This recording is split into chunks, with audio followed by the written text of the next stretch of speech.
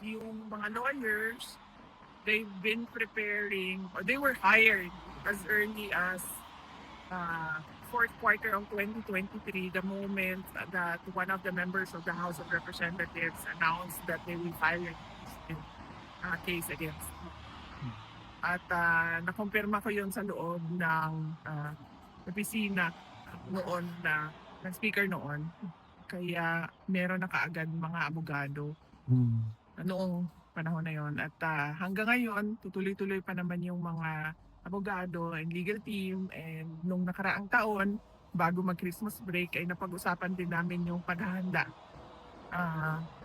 sa impeachment. Hindi lang ngayong taon na ito, dahil sigurado kapag hindi sila nakapag-file ngayong taon, susunod na taon at hanggang matapos ang aking termino ay ganun ang gagawin nila. Makapile sila ng kaso, impeachment man o hindi. Okay. Ma'am, may mga question ba kayo, guys? Wala na ba? Walang question? Ma'am, do you have ma'am, do you have a message na lang sa mga kababayan natin na talagang sobrang nasiyahan, including myself, for this positive development? Hinay-hinay lang sa celebration. Don't drink and drive, mga kababayan.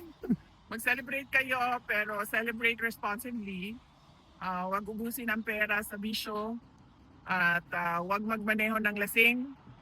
At kung maaari ay dyan na lang kayo sa mga bahay ninyo mag-celebrate or mag-celebrate kayo online. Mas mura yun. Internet lang ang kapital ninyo. Data lang. VP Inday, mabuhay ka, stay strong. Thank you. We are Maraming rooting for you. salamat sa inyo. Yes. You're welcome, ma'am. Shoutout daw sa Manitoba, Winnipeg. Apa, sir. Ang ano ko ay wish ko talaga lahat para sa bagong taon ay paulit-ulit naman yun. Good health and happiness para sa inyo. Thank you, VP.